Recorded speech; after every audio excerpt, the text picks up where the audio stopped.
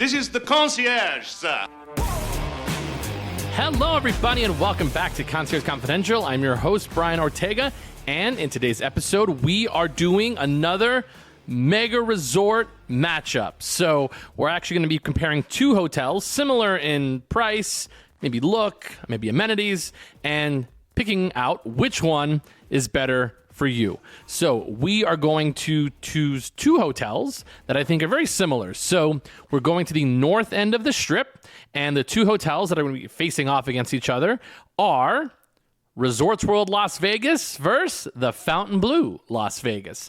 So a couple of the reasons that I picked these two hotels is that they are relatively, they actually are the newest hotels on the Las Vegas Strip, with Fontainebleau being the absolute newest and Resorts World being a couple years before it, obviously. And we're going to match them up and see which one is a better property to stay at, depending on what your budget is, and then also the amenities that you're looking for, spa, all that good stuff. So I think this is actually going to be a really close contest because I think everybody knows I do have kind of a clear favorite here, but when you actually dive into the numbers that, you know, regular people would have to pay to stay at some of these hotels, that actually might, you know, swing the balance of where I would want to go. So really, I've been really looking forward to this one. I've actually circled this one when I did the first hotel matchup, which was between the Park MGM and the Paris Hotel. Today, this one I think is going to be very, very close, and I think this one's going to be really, really fun. So we'll go ahead and dive into it. So we're going to do the mega hotel matchups between the Resorts World and Fontainebleau. Okay, everyone, so let's go ahead and dive into the episode. So I think these are two hotels that are very evenly matched. They are essentially standalone properties. They're not connected to other hotels on the strip. They don't have like a gigantic rewards program for other properties. So that's not really going to like edge it out in terms of, you know, the pricing and such, and when it comes to discounts. But the cool thing about these hotels, because they are somewhat independent for being in Nevada, is that they do tend to offer lots of deals. So first things first, for picking these two hotels, if you are paying full price for these two Vegas hotels, then you are not trying hard enough to find the deals for these properties. One of the things that I would recommend doing before you actually go to either of these properties is sign up for their rewards program. And through the rewards program, you usually get really good deals. You get, you know, usually a good deal would be like 20% off is fine. That's really taking the taxes off of your trip. But if you can get anything like 30 to 35%, maybe even 40, that would be awesome. And again, just a couple little tips about booking trips in Las Vegas. Right now it is December. This is actually the best time to come to Vegas. So we're not going to be choosing dates in December. We're actually picking dates in like mid to late March, with April being pretty much the absolute best month to come to Las Vegas because of the weather, essentially, and all the pools are open. So yeah, we're looking for...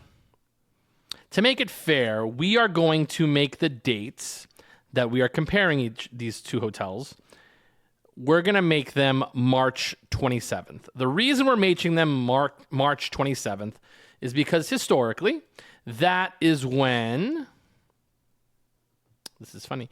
That is when most hotels open their pools. So most pool seasons start at the end of March. So just keep that in mind, that our dates that we are choosing is March 27th. So as we do this, and of course, when I go to change it, it messed up my whole calendar. It's really nice. So what I did, I actually have on my computer a split screen of both Resorts World and Fontainebleau, which it looks like they actually use the same program because they look exactly the same. So that's actually hilarious that I'm actually looking at both of them and they have the exact same layout. It's astonishing, but very helpful. So let's go ahead and start with the basic overviews of these two hotels. So Resorts World, which opened in 2000 and I'm going to guess 2000 and... I'm going to say 2018. Who wants to guess with me? So Resorts World because I had their actual website pulled up and not Wikipedia, which is when I remember most of these hotels. So Resorts World actually opened in 2021. So I was way off. I should have known that because it's contactless payment. You maybe have heard this story before, but sorry, a quick tangent, is that when Resorts World originally opened, and even before that, it was supposed to be called Echelon Place. And it was even the street name was named that. And then it was sat there for many, many years, ever since I was a tour guide, which was like 2013. So it sat there into 2021 just as nothing. Essentially, they didn't start doing construction until like 2018, 2019. So it just sat there, big empty lot that I have to pass by every single time. It was legit empty. It was kind of funny. But when they first opened the hotel, they were like, and this was during COVID. So it was just after COVID. They were really touting that it was going to be a contactless, cashless property. So everything was going to be no cash, essentially. No cash. So what you would do is you would go in, you would sign up for your rewards program, and then you'd have your own cash, and then you'd feed it into a machine, and then you would have cash on your player's card, which for Las Vegans, that's actually very weird. Like, we were like, what is this? But if you actually talk to people who come from places like Oklahoma, Louisiana, specifically Oklahoma, this is actually very normal. Like, you have it on your player's card. You load it, the cash onto your player's card, and that's how, you actually gamble. And then you get chips and so on and so forth. And then when you're ready to cash out, they put it back on your card. So it's not like alien to the rest of the world, but for Las Vegas, that was so weird. So we went, I think the Sunday after the grand opening, or maybe the soft opening was like a Saturday, and then we were there. I was there like on a Sunday. And you get there, and all we hear is that they're doing contactless payments. I go to one of the restaurants, which is now Crossroads, which used to be just like a regular like cafe. And I was sitting in there. I was like, oh, can I get a cheeseburger? And they say, oh, yeah, well, our system's down. We can only do cash, which was hilarious because that was not just for that restaurant.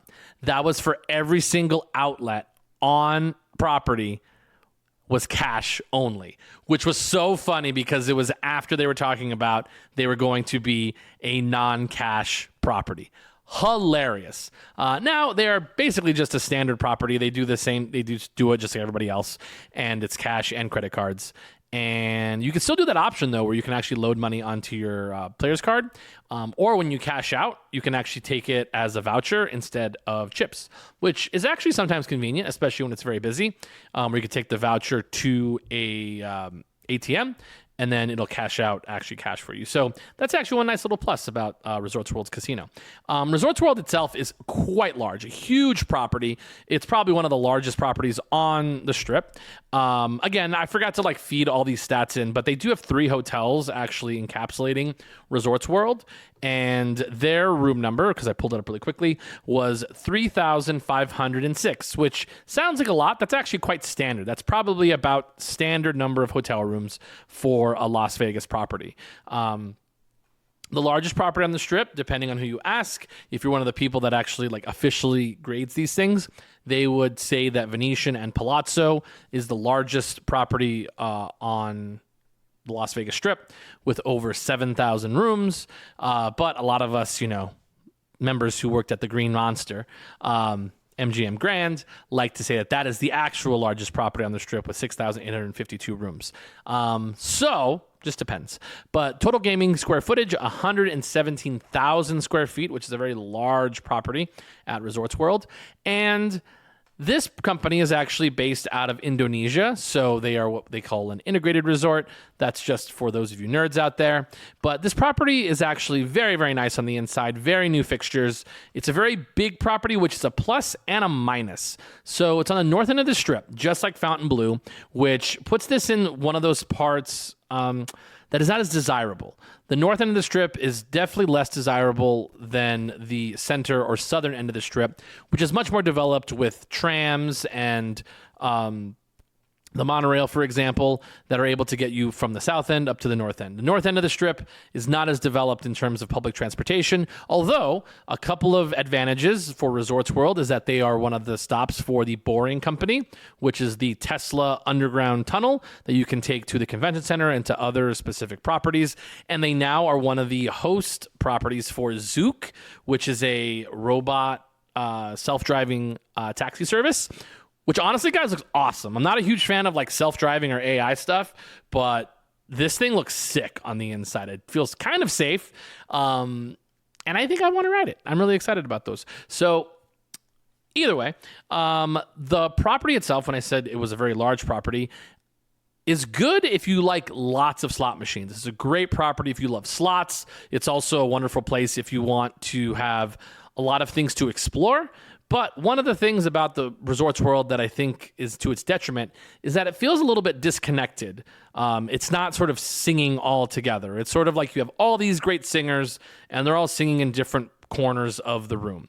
Like Carver Steak is great. That really kind of goes with, everything of Resorts World. Resorts World is supposed to be kind of like this amalgamation of high-end ideas put together, and it just feels disconjointed. And one of the main things about this place is that it has this wonderful food hall, and it used to be awesome because this is a place you would go and get a lot of Asian cuisine, because it's supposed to be like a market, sort of like a Filipino or Thailand or Singapore style market where you go and you have all these different food outlets. Now they still have that, but they're like never open. If you ever go like on a Tuesday at like 1:00 in the afternoon, they have like 2 spots open, which is very disappointing because that's when I like to go. I love their salad bar. They have a fantastic salad bar there, and it's never open, so it really sucks. So that is one, and then also that's like also their room service. But that's sort of like the overview of Resorts World. They have a couple different pool complexes. They have a nightclub, obviously. They have really good restaurants, which I think are really stepping up their game. And the minimum bet for most of their table games are 15 or more, and that's at sort of like a nice time of the day. If you get to more heavy volume part of the weekend or day, it goes up to 25. So just know that they are between 15 and 25 as their minimums, depending on the time of the day. They have added lots of crapless craps tables, which I'm not a fan of. I do like their high limit. Big fan of their high limit area, and their bar. Love their high limit bar, which you will find lots of regulars sitting at the very far end corner to play video poker. Also, their video blackjack at the high limit bar sucks because it's $5, which the reason you play video poker at a bar is so you can just get free drinks, and it becomes a very expensive endeavor if you want to play for real. But love their high limit. And they also have a wonderful theater, which actually has lots of great performances. I actually saw Hans Zimmer there, which was an amazing experience. Probably one of my favorite Vegas experiences I've ever had in a theater, and I've had a few. So that's the basic overview of Resorts World. Let's talk about Fontainebleau really quickly, and we'll go over a lot of the sort of specifics. I'm kind of giving you the general overview of each property. But Resorts World, I forgot just before I move on to Fontainebleau, has 3 hotels that encapsulate it. I didn't list them when I said it the first time, but that is the Hilton, Conrad, and the Crockfords, which those properties essentially work from lowest to highest. So Hilton is sort of their standard hotel. Conrad is sort of the step above. And then Crockfords would be sort of like your Wynn Villas or like the Mansion. Not even the Mansion. I would say more like the Skylofts, sort of like the Mansion at MGM Grand. Or what's the one that have the Sky Suites? Yeah, that would be, I think, the Aria. So anyways, 3 different types of hotel brands inside of Resorts World. So let's move over to Fontainebleau really quick. Fontainebleau has its original property or sister property in Miami, world famous since the 1950s. They really sort of buy into that, and that's really like what you're supposed to get when you go to Fontainebleau. Fontainebleau opened in 2000 and who wants to guess it? I think it's 2024, if I had to guess. Sorry, I didn't do all of the wonderful research beforehand. I actually have like their websites pulled up, which don't have usually their openings, but I do want to give that to you guys here. So they did open in 2023, December. By the way, Hotels love to open in December in Las Vegas because a couple of reasons. One, it is actually a slower time of the year for them, so they're able to usually do what we call soft openings when it's not as busy, so you don't have that onrush of people at that time of the year. You're able to work out the kinks, and then usually you have your grand opening on New Year's Eve. New Year's Eve is always like the big time to have your grand opening because it is the time of the year that everybody will come to Las Vegas. It is one of our highest occupancy nights, and it's sort of like a big sort of jump off. And then again, you start the year sort of fresh, and then, the fiscal quarter. So they have 3,644 rooms, which actually is quite surprising based on like the size or the footprint of both properties. They're also taller. So the Fontainebleau also sat sort of unfinished for about 15 years, even more than that. When I moved to Las Vegas, they were almost finished. They were 70% finished with the hotel, and they had never finished it until 2023, which I actually went to the opening night, which was a very fun experience. Whenever you're able to live in Las Vegas, whenever they close a hotel or open a hotel, a major one on the Strip or downtown, it is a huge festival. We get very excited because so many people get hired for those jobs when they're brand new openings. Everything's new, the chips, the uniforms. It's always such a fun experience to see an opening of a hotel. And we have this sort of this really fun sort of tradition in Las Vegas for opening a hotel, and that is we always have sort of like a Chinese or Asian blessing, or sort of it's not like a blessing. It's more like a ceremony. There we go. Like a ceremony to wish good luck for that property, because it's part of sort of our thing. So each property, whenever they open, they have usually a dragon dance. And it was really big for Resorts World because Resorts World is an Asian company. So that was a really big deal for them. So I don't know if they actually had that for Fontainebleau now that I think about it, but that's actually a really popular thing for most properties that open. Anyways, let's go ahead and jump into the property itself. The property itself very much is there to compete with the Wynn, the Aria, those type of hotels, and really diving in for that clientele. They have really, really nice rooms. It's all managed under one property, which is Fontainebleau. One of the cool things about their hotel is that it is just two sides. It is not like a shaped building, which means that you're either going to get a view of the Strip or a view of downtown. There's not a third option. So you got a 50-50 chance of having a view of the Strip. And of course, you could pay more to have a view of the Strip, of course. So with that being said, the hotel itself is really filling out now. When it first opened, you had the restaurants, and then you had all of these under construction areas that were supposed to be luxury shopping, like Chanel and Gucci, but they were just big giant advertisements for those shops, and were never built. But as we progress, they are now open. So now you actually have a Gucci and a Chanel and a Tiffany's and all of these bigger brands that are open. Whether or not you actually shop at them, that's totally up to you. But it is nice once you're walking through that there's actually life inside of those walls, which is really, really nice to see. But it's a beautiful building. The first thoughts when you walk in and it's so grand. It has this big giant center bar that has these wonderful, it's called the Blue Bar, which actually has big giant chandelier sort of coming down. And it's all very blue, obviously, and then sort of spurts out all these different sort of octopus arms of where you go to gamble at. It has craps this way, blackjack this way, roulette that way, and then it also has a second floor, which is very nice when you go up it because it's these two beautiful sets of escalators that when you go up, you get a view of the entire casino. It feels so big and so grand that it really is a very imaginative place. I really, really enjoy the way it's laid out. It's a very large property as well. So both these properties are very big and have a huge footprint, which I think is a good thing. It's much more vented. It feels very big when you go to the Fontainebleau. Resorts World, for example, kind of looks like that, but it's much more spread out. It doesn't have like these vaulted sort of ceilings or these big vaulted empty spaces. That makes you feel not claustrophobic, but it doesn't feel as big.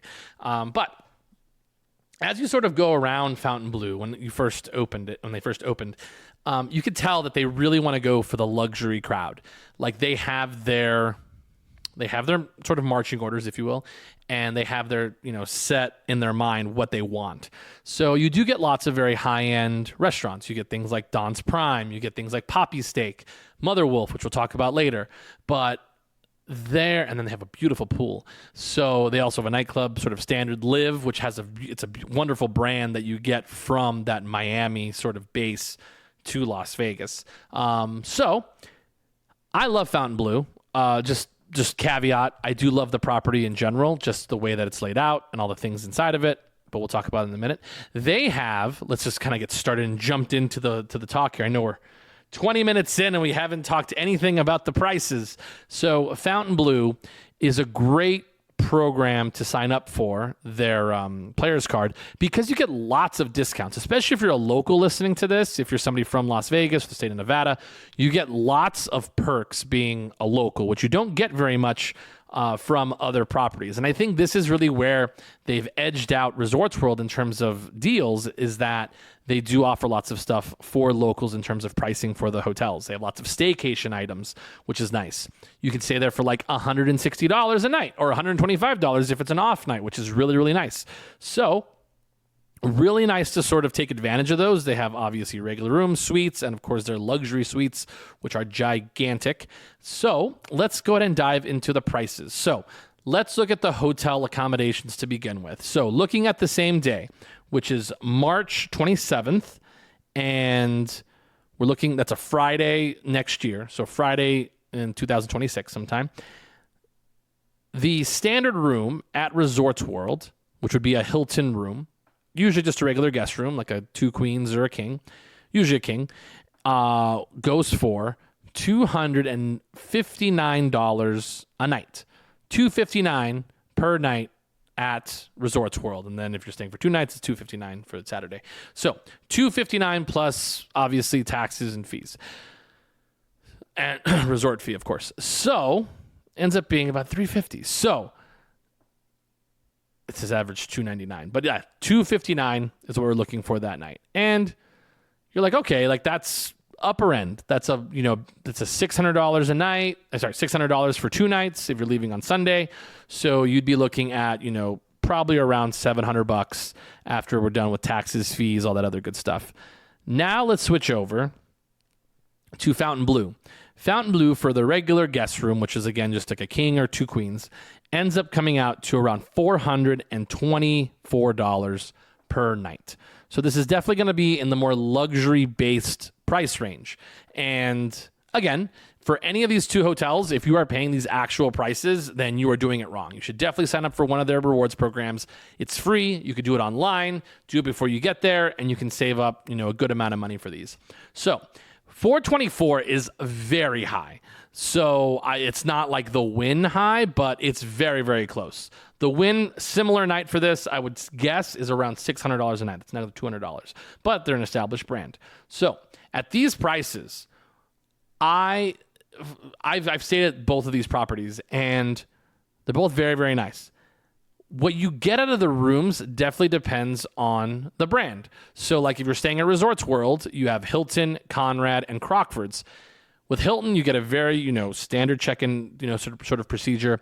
The Conrad and the Crockfords actually have their own check-in spaces, which is expedited check-in to the hotel.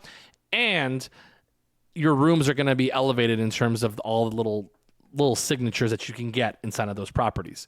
One thing to sort of cancel out, if you are a Las Vegas local, going back to the local thing, any Nevada residents, you do get free parking for both Resorts World and Fontainebleau. So if you are somebody who is a Nevada local, that's one way that you can cancel them out, is that they are the exact same when it comes to parking. But for those of you that are going to be paying for parking, again, standard parking fees apply, between $25 and $35 a day. So you probably have to put that into your account if you are going to be driving here. But I have stayed at Fontainebleau recently, and I mean, their finishes are wonderful, and their view of the Strip is phenomenal.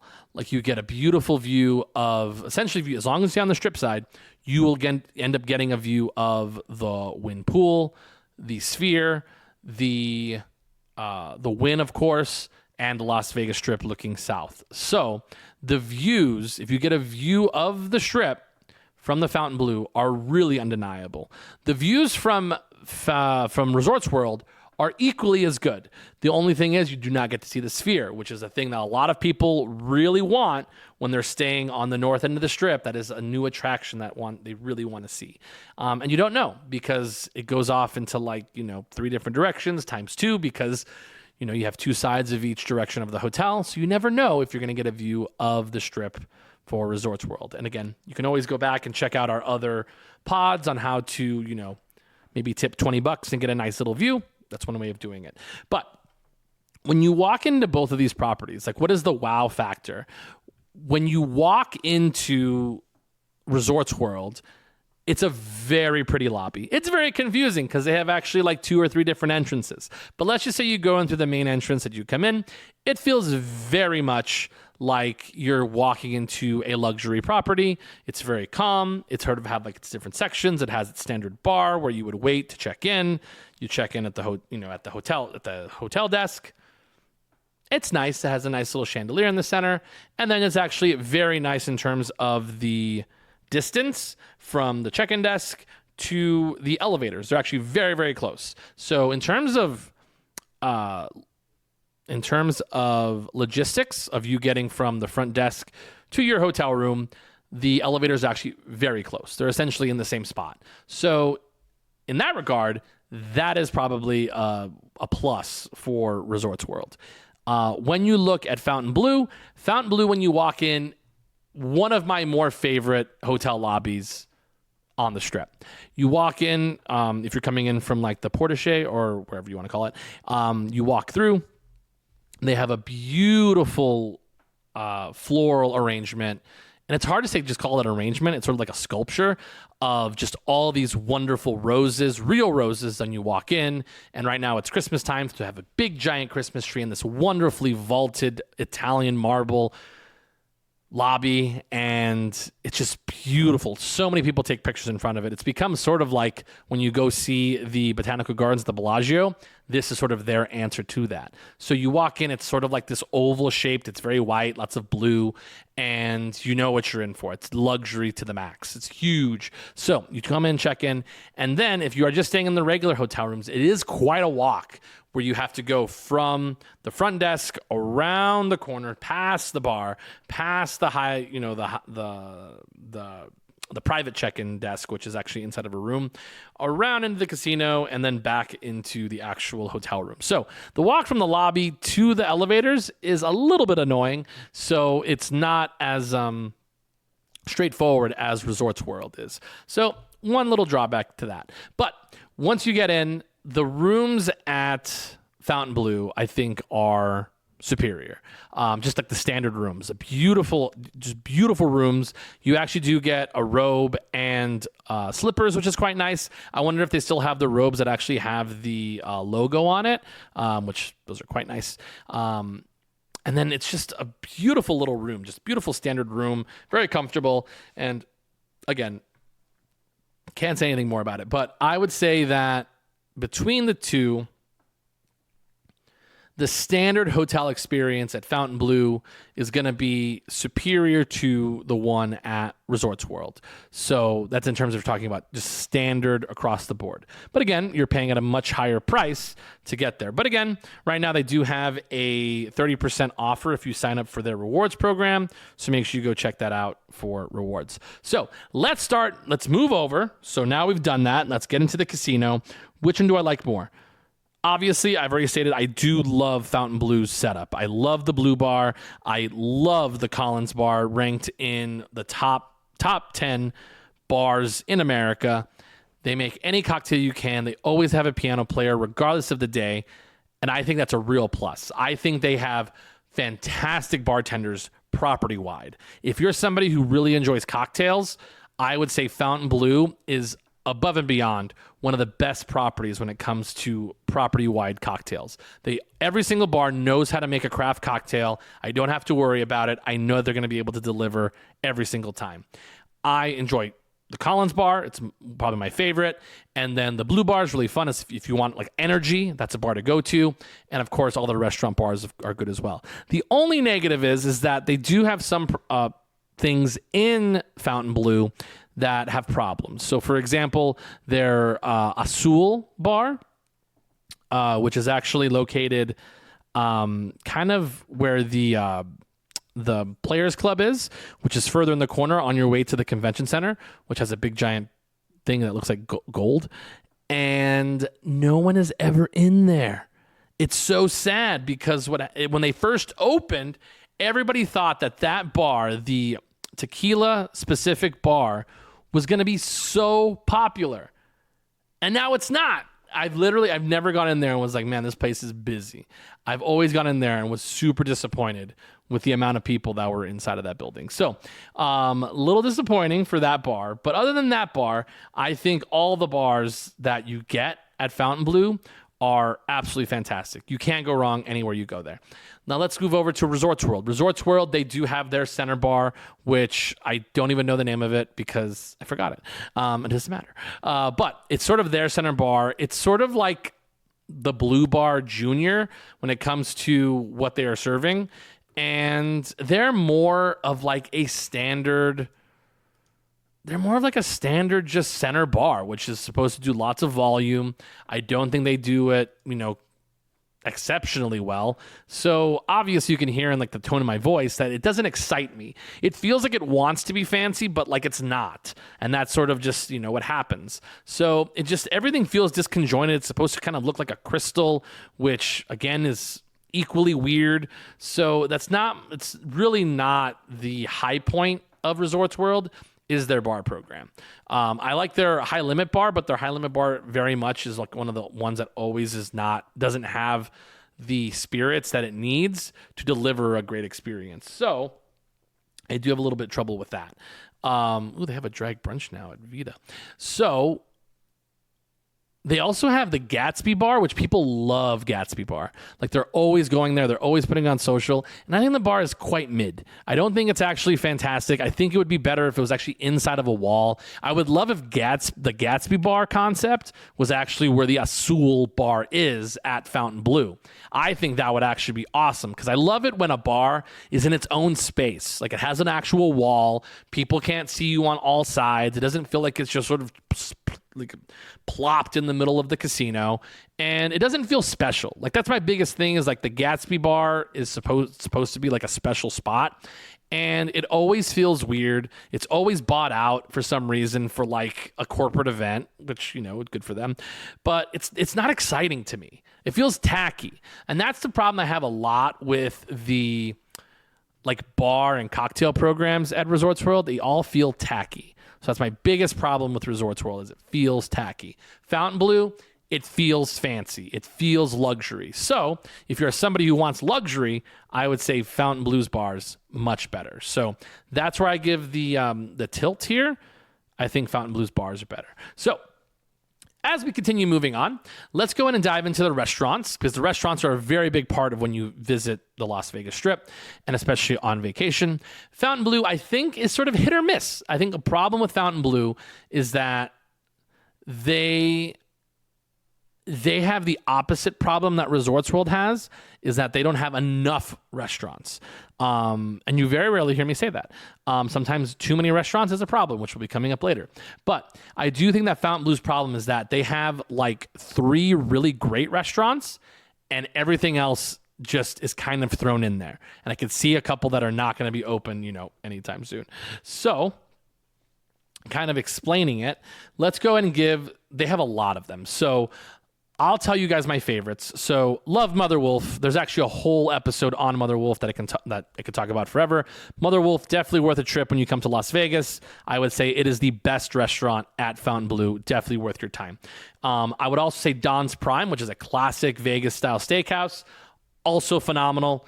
Don't need to talk about it more here. I've done an episode on Don's Prime. Love Don's Prime. Great classic steaks. It's pricey. Definitely pricier than what would say Mother Wolf is. I would say Mother Wolf is like high end, but like very doable.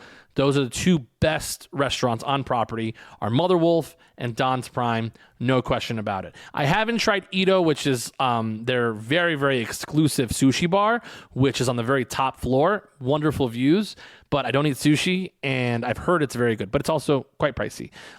They also have Q Las Vegas, which is their fusion Asian restaurant. I wasn't a fan, but people do like it. Another one that's sort of always around is Poppy Steak. And you're going to find a lot of these at Fontainebleau. They're very much like a club / restaurant atmosphere, vibes, if you will. I think Poppy Steak is super overrated and kind of stupid. But that's their thing. They do the... If you've heard the name Poppy Steak, it's the one where they deliver the steak in a suitcase. So that's the one that you're thinking of. Also, Komodo. Komodo is a very sexy restaurant. You go there for a group or a party, or you're getting, you're getting ready to go to the nightclub. Komodo is where you hang out at. They have a cool, it's sort of like what Tao used to be, where they have like a cool DJ booth. They also have the duck on the menu. Very expensive restaurant. And the food is very, very small. So I like to go in there and have a drink and like look at people. It's one of the most beautiful restaurants, like when you look at people in there. But it is very dark. It feels almost like a nightclub. Very much a vibe. So I think their food is fine, but not a fan of like the food at Komodo. But the restaurant itself, beautiful. You get a lot of that at Fontainebleau. You get a lot of like, this is a beautiful restaurant, but what's going on with the food? La Fontaine, I don't want to go over all of the restaurants, but a couple of places that I went and I was very underwhelmed was China Club. China Club is a Chinese, almost like Chinese Hong Kong fusion restaurant. And I don't know, it was weird. It was like, they have 3 different sort of vibes inside of it. Like they even have 3 different decors. And I wasn't feeling it. I've never eaten at Vita, never wanted to. The tavern is very, very meh. It's actually the restaurant inside of the sports book. And as much as I love the general manager and I know some of the bartenders there, and the food actually, the guy who was the general manager there actually used to be the general manager at oh my goodness, a brewery at the Venetian and then moved over. I didn't like the food over there, and I don't like the food at Tavern. Sorry, Tavern. Love you guys. Not really, but I love the people who work there, unfortunately. So I always go back. So they also have like a couple different things like, dim sum and such. You can check their website to see like the rest of them. But a good amount of restaurants, but like very meh of the ones they have. So 2 awesome ones. Don's Prime, Mother Wolf, definitely worth it. And then they also have their food hall, which honestly, their food hall is very basic. Although they just added a lobster joint, which is nice. A lobster roll spot. Looks kind of interesting. But I do like their pizza. It's called Sliced Pizza, which actually has wonderful pepperoni pizza. So that's the restaurants at Fontainebleau. I know I just kind of listed a lot of stuff, but I do think that their highs are very high and their lows are very low, which is the problem with Fontainebleau's restaurant program. So let's move over to Resorts World. So Resorts World has the opposite problem. They have lots of restaurants, so many restaurants, but I think they're okay. I think they have the right amount of restaurants for them because they're a very large property. So very diverse, like not really like a through line for all of them, but I'll highlight my 2 favorites. I love Carver Steak. I think Carver Steak is actually one of my favorite steakhouses on the Las Vegas Strip. It feels fresh, it feels new, but still has that old school Vegas, elegance to it. Love Carver Steak. The price, depending on what you're getting, it's either doable or not. But I do think Carver Steak is worth the price that they are promoting. Another good one is they have the Stubborn Seed. If you want something very high-end, very Michelin star oriented, which, yes, I'm sure they will be going for one. Stubborn Seed, which actually opened across from Carver Steak, is very, very popular. I've actually never eaten at Viva, which is like one of their marquee properties inside. And it's just because I'm Mexican and I don't like any of the food on the menu. It's my problem, not yours, but it's a thing. They also have Junior's, which is a fantastic sandwich shop from New York, but this place does wonderful cheesecake, and they also do fantastic. What's the sandwich called? My dad really likes them. Are they French dip sandwiches? West Coast, a new 30-seat venue, blah, blah, blah, blah, blah. I hate it when they don't put the thing I wanted to talk about, but they're known, pastrami sandwiches. That's what they're known for. Sorry, Mom, for that. Ooh, Lady M's from New York. That looks good. So one of the things that they also have here is they do have one of the only vegan-only restaurants, which is Crossroads, which is also located in Los Angeles, which I actually, I'll talk about this in the next episode. When I was at Delilah's, I was talking to this lady, not a lady, a woman. When I say lady, that makes them feel like 60. She was 34. She was my age. Very fun story, but we'll talk about that another time. But she ate at the Crossroads here. She loved it because she was a vegan. So I think she said she was vegetarian, not vegan, but you know what I mean. But plant-based, everything there for those of you plant-based people. Lots of like LA references inside of Resorts World. Like they have Crossroads. They also have a pizza place, which is Mulberry Pizza Street, which is a very popular thing in Los Angeles that came from New York. But you know, very, very popular. But lots of restaurants. And of course they have their, one of their other really popular things is Wally's, which is like a wine shop that also does like lunch and stuff. So very, very popular. I do want to sort of highlight that they have a lot of like weird options. Like they have Bar Zazu, which I've never felt like going inside of. Aqua, which is seafood oriented, which is like a caviar bar essentially. Brezza, which is Italian. I didn't like it when I went. I thought it was okay. Some people love Brezza. Not my favorite.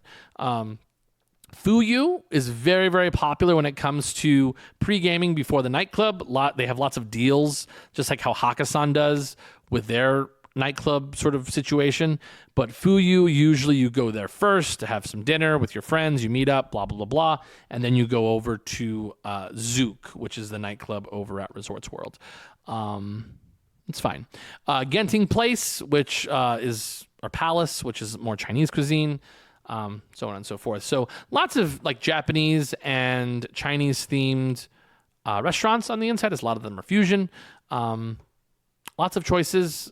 Again, it just depends. Love Carver Steak. I think that place is awesome. I think it's worth it on its own merits. Carver Steak's the bomb. I forgot to mention for Resorts World, they have a wonderful bar on the top floor, which is like something 66. It changes its names all the time, but you go up in a beautiful elevator and get to the top floor, which gives you a beautiful view of the Las Vegas Strip looking north. So it's a great way to actually get a view of the Strip without actually having to stay at Resorts World. You can also do that for Fontainebleau, but you have to be part of the Poodle Room membership program, which I'm not paying for, but I've been up there once and it was actually very, very nice. So in terms of restaurants, let's get down to who wins the restaurant wars. So, personally, I would pick Fontainebleau because I love Mother Wolf like out of this world. It's my favorite Italian restaurant. But if I'm looking out for everybody, I would say Resorts World has more restaurants that I would want to try than Fontainebleau does. Fontainebleau, a lot of the restaurants, I'm like, I don't need that. Like, that's way too many things. No, thank you. But for Resorts World, every single restaurant essentially has something that I would try on it, or I would like to try, or take my friends, or show people to. So I'm going with Resorts World as the winner of this round for food, because I do think that they have, one, a better food hall, because actually when the food hall is open, the food is very, very good. Big fan. So I think they have the superior food hall at Resorts World. So we'll move on to a couple other categories real quick. The pool. I think Fontainebleau has a better pool because it's so much larger, huge space for it. I think Resorts World's pool they have like 3 different ones and they're all kind of like the same, except they have one wonderful like infinity pool that actually looks out to the Strip, which is very, very nice. So I would say the pool situation, probably going to Fontainebleau. Also, let's go with their day life. They have Ayu, which I think is the day club at Resorts World. And at Fontainebleau, can't tell you because I haven't been to either of those. So can't tell you the situation. But I was going to say who has like the better like lineup, but they're kind of all the same. I think Ayuk has a better lineup, and that's at the Resorts World because they have like T-Pain and stuff. So we'll go with them. Since we're talking about nightclubs, I have been to Zouk, which is at Resorts World. I haven't been to Live, but I haven't heard anything out of the world about Live. So I would say, because in default, I would say that a Resorts World's nightclub is probably better. They have more bands that I want to see there. I mean, they have more artists that I want to see there, like T-Pain. They'll have, what's his name? Tiesto's been there. Not that I want to see Tiesto, but I've seen him before. More mentionable names that I've seen. I mean, I've heard Calvin Harris has gone to Live. But it is what it is. I'm getting old, guys. I'm more of a cocktail person. I could talk about the cocktail bars at either of these properties longer than I could talk about the nightclubs. And the nightclub scene, I don't want to say it's dead, but it's not my scene anymore, unfortunately, because I'm old. So, have I covered the casinos? So, Fontainebleau's casinos, because I could have covered Resorts World what the pricing would. Fontainebleau's casino is very hit or miss, depending on what you are going to be playing. So, I've gone and I've played $15 blackjack, $15 craps, specific times of the week. So like Monday through Thursday, as long as it's like after 2:00 and they have like more tables open, you can usually find a $15 blackjack table or $50 craps table in the midday. On the weekends, it's definitely going to be more expensive. And they're pretty, not strict, but they're pretty strict about what they price it out to. So I would say I have better luck. You'll have better luck finding a $15 blackjack table at Resorts World than you do at the Fontainebleau. So I would say if you were somebody that's coming here to gamble, I think Resorts World is probably better. I think Resorts World it's much larger, a lot more slot machines, which is nice. Although Fontainebleau has lots of slot machines as well. But I like the layout of Resorts World a little bit more for slot machines because it's sort of a straight line. And it's much easier to navigate than sort of, wandering the world inside of Fontainebleau. So I would give the casino part of it to Resorts World. Although I do like that Fontainebleau changed their layout in terms of where they put their craps table. Their craps table are actually right next to the Blue Bar, which is the heartbeat of the casino, which is where it needs to be because they actually hired a casino person that knows that that's where it's supposed to be. So thank you so much for moving that over. So it feels like I haven't really touched on all the casinos, but I have. So in general, in conclusion, I will start by saying these hotels are very close to each other. These hotels are within walking distance of each other. So you're actually able to experience both of these because you can walk right across the street. Essentially, you have to walk in front of the circus, but just close your nose and walk around. But it's very doable. And they're very much in the similar position on the north part of the Strip, where if you choose between one of these, you can still go to the other one, and you are in the same problem that you are as if you stayed at the other one, because the north end of the Strip, you have to go some places. So neither of these have like a monorail system that is close to it, so it's far. But one of the nice things about Resorts World is it does have that, the Zouk transport, which is quite nice. So I got that going for you. And I think if you sign up for it, it's free. Like, I think if you sign up for the app, like right now, it is a free thing. Oh, I forgot to mention the theaters. So I did go to the Resorts World Theater. It's fine, although it's not like self-sustaining. Like, you do have to end up going like across the hall to go to the bathroom, which is a little annoying. And it's right next to the sports book. Oh yeah, the sports books for both of these places suck. It's funny, like when I start talking. So yeah, the sports books for both Fontainebleau and Resorts World are absolute ass. They are not good. I do not recommend to go to either of these places to watch any sports whatsoever. Do not do it because they are not good. I know they actually do have inside of Resorts World a place called Red Tail, which is really fun if you're there for like a group activity. But I would say both these sports books are absolutely terrible. Do not watch sports here. It sucks. Unless it's like the Super Bowl where it's on every single TV. But if you're on a Sunday, like trying to watch all the football games, you're not going to be able to do it. Do not like Fontainebleau's sports book. whatsoever. It's a weird concept. It's a weird design. You can't fucking see anything. I know I'm getting really like heated up about this, but it's how I feel. So Fontainebleau a sportsbook sucks. Same thing with Resorts World's sportsbook. It's not good. Although it's cool for like country music because they got country music there, so that's cool.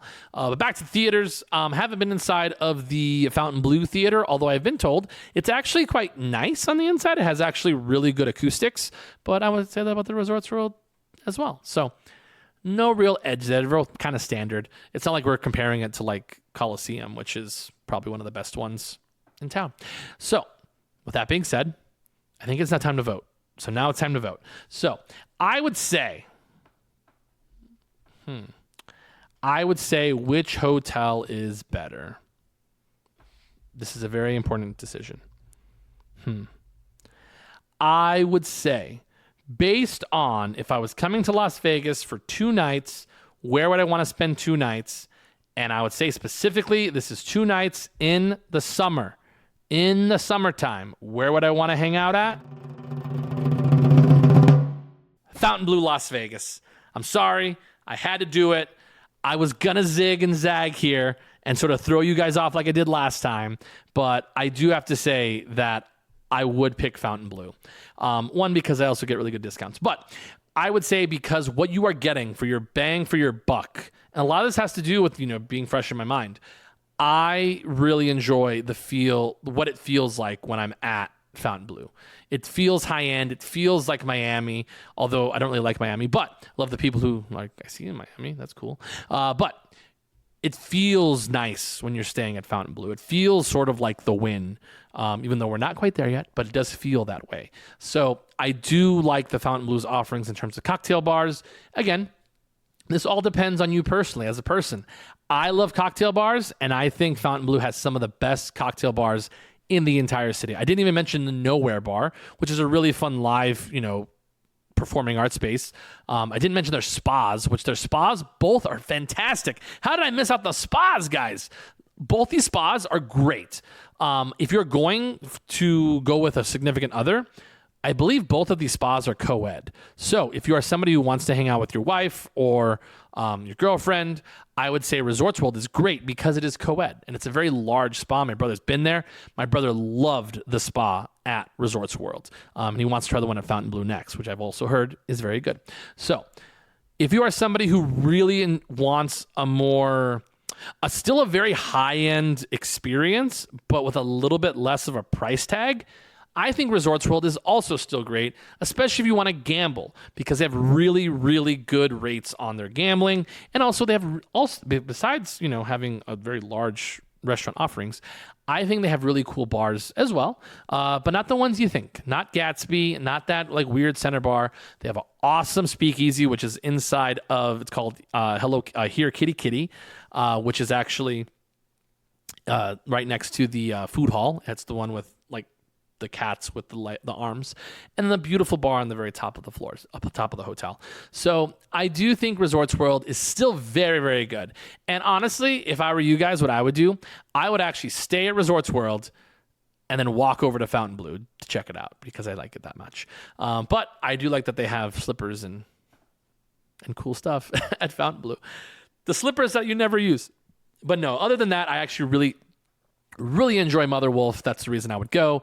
Cocktail bars as well are absolutely fantastic.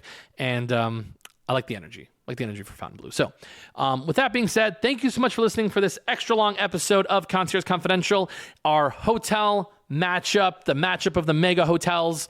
I think this is one of my favorite series that we do. And let me know what you guys think about it. Make some, write in the comments, subscribe, share it. I think if you guys share the pod, that would be awesome because I never asked you guys to share it. But make sure you follow us on all of our socials, Brian _ Ortega 26 and Concierge Confidential _LV for any updates of what's going on in Las Vegas. So thank you so much for listening, everybody. Really appreciate it. Make sure if you come out to town, come up and say hello. But remember, keep it confidential.